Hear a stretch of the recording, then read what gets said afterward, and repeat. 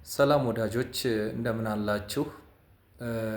ዛሬ መቼም ሶሻል ሚዲያ ላይ ዞር ዞር ስትሉ የሰማችሁት ዜና ወይም መረጃ ያያችሁት የሰማችሁት መረጃ እንዳስደነገጣችሁ አልጠራጠርም።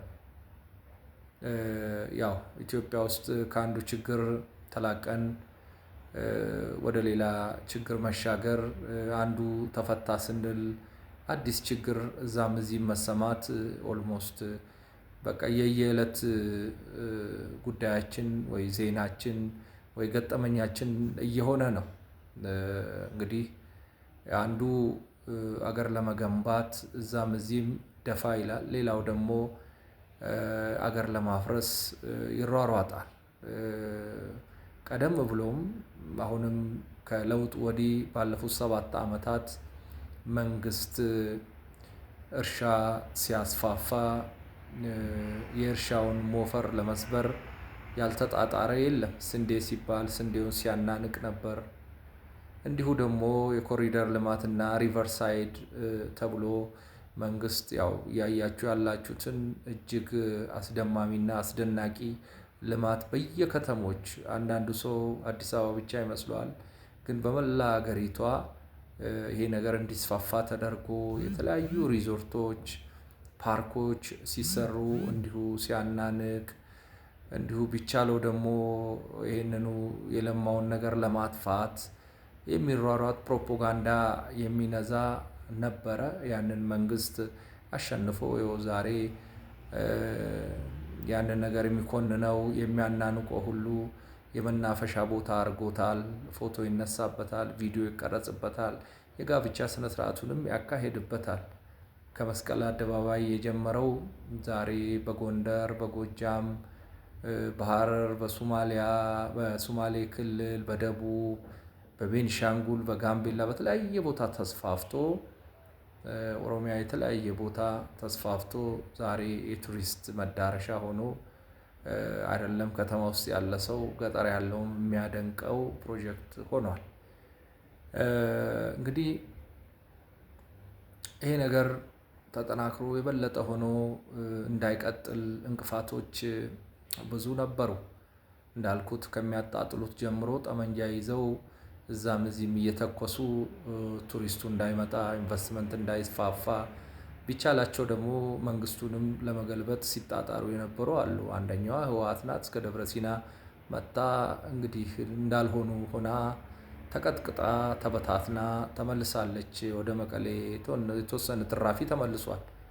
የአማራ ክልሉም የወንበዴ ቡድን ራሱን ፋኖ ነኝ እያለ እንዲሁ የአያቴ ቤተ መንግስት 4 ኪሎ ካልገባው ሞቼ ይገኛሉ ብሎ ላስት 2 ይርስ 2 ዓመታትን ያክል በመጀመሪያ ደረጃ የአማራን ህዝብ ሲያጎሳቁል ቀጥሎ ደግሞ የኢትዮጵያን ህዝቦች መሰረተ ልማትም ይሁን የጋራ ወዳጅነቱን ወንድማማችነቱን በፕሮፓጋንዳ ለማላላት ጥረት ሲያደርግ ነበር። እንዳለው ባይሳካም ይሄም በመከላከያ ሰራዊታችን ተቀጥቅጦ አሁን ጥቂት ኮሪደሮች ውስጥ ብቻ ተደብቆ እንዲሁ ሌሊት ወይም አቻ ሰዓት ጠብቆ አሳቻ ጊዜ ጠብቆ ያው ችግር ያደርሳል።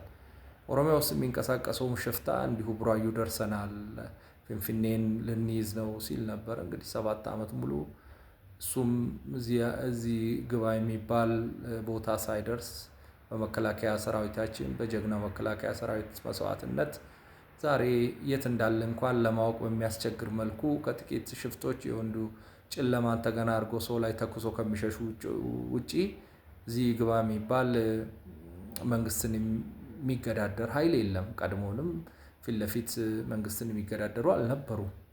እንግዲህ እዚህ ሁሉ ውስጥ አልፈን ነው የሁሉ ልማት ተሰርቶ አሁን የምናየው የምናደንቀው በቴሌቪዥንም በአካልም የምናየው ከፊንፊኔ ጀምሮ እስከ ክልል ድረስ ማለት የክልል ከተሞችም የገጠር ልማትንም ማለት ነው ስንዴን ጨምሮ።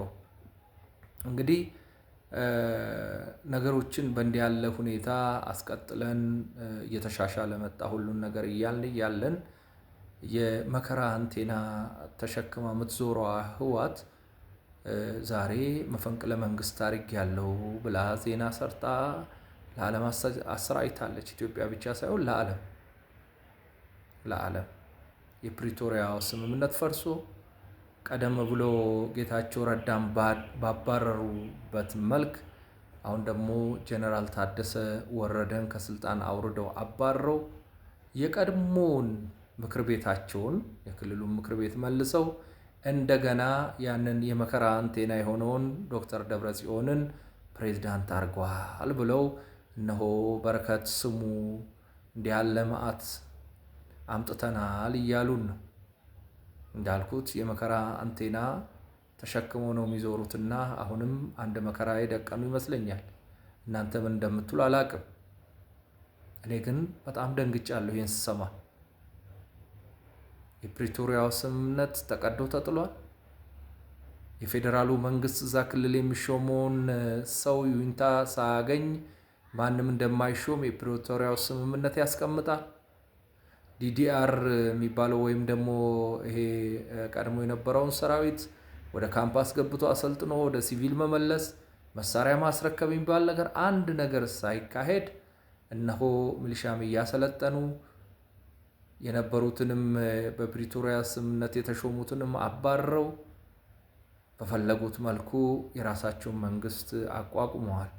የፌዴራሉንም መንግስት አናቀውም እስከ ማለት ደርሰዋል። ቀጥሎ ምን ሊሆን ነው ወዳጆች? ምንድነው ኤክስፔክት የምታደርጉት? ምን ሊከተል ይችላል? የፌዴራሉ መንግስት ዝም ይላል? ዝም ካላለስ ምን እርምጃ ሊወስድ ይችላል? ምናልባትም እንደ ቀድሞ ሁሉ አሁንም ግጭት ውስጥ ልንገባ ነው።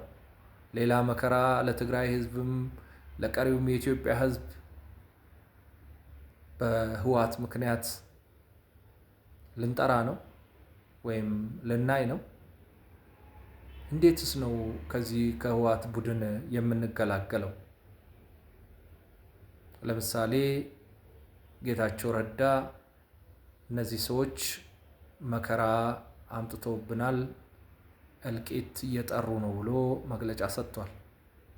ከአንድ ሶሻል ሚዲያ ላይ ያልተረጋገጠ ቢሆንም ጀነራል ሳሞራ ከዚህ ቀጥሎ ጀነራሎቹና አሁን ይሄን ነገር እየመሩ ያሉት ጀነራሎችና ሌሎች አመራሮች ናቸው በዚህ አሁን ባደረጉት ነገር አደጋ ላይ የሚወድቁት ብሏል ተብሎ ተጽፏል። ማረጋገጫ የለኝም ግን ተጽፎ አይቻለሁ።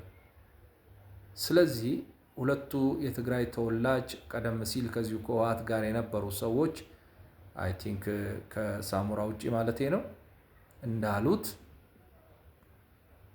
ግጭት ተፈጥሮ ለነሱም ለአንዴና ለመጨረሻ ጊዜ መጥፋት ይሆን ወይስ የፌዴራሉ መንግስት በዝምታ ነገሩን ያልፋል? በዝምታ አልፎ መጨረሻው ምን ሊሆን ይችላል? ዛሬ ማታ እዚህ ላይ በሰፊው ከምሁራን፣ ከፖለቲካ፣ ከማህበራዊ፣ ከኢኮኖሚ ባለሙያዎች ጋር ውይይት እናደርጋለን። እርሶም እንዳይቀሩ ውይይቱ ላይ ይሳተፋሉ፣ ሀሳብ ይሰጣሉ። ስለዚህ ፎሎ ካላረጉ ፎሎ አርጉ። ልክኛ ስንጀምር በቀጥታ ሜሴጅ ይልክሎታል ቲክቶክ፣ ከዛ ገብቶ ይሳተፋሉ ማለት ነው። ሼር የሚያርጉና ይድረሷቸው እና ይመልከቱ። እነሱም ይህንን ነው የምለው። አገራችን ሰላም ትሁን። ለሁላችንም ፈጣሪ ልቦና ይስጠንና ሰላም ያድርገን። ሰላም ነው ናፈቀን። ቴንኪው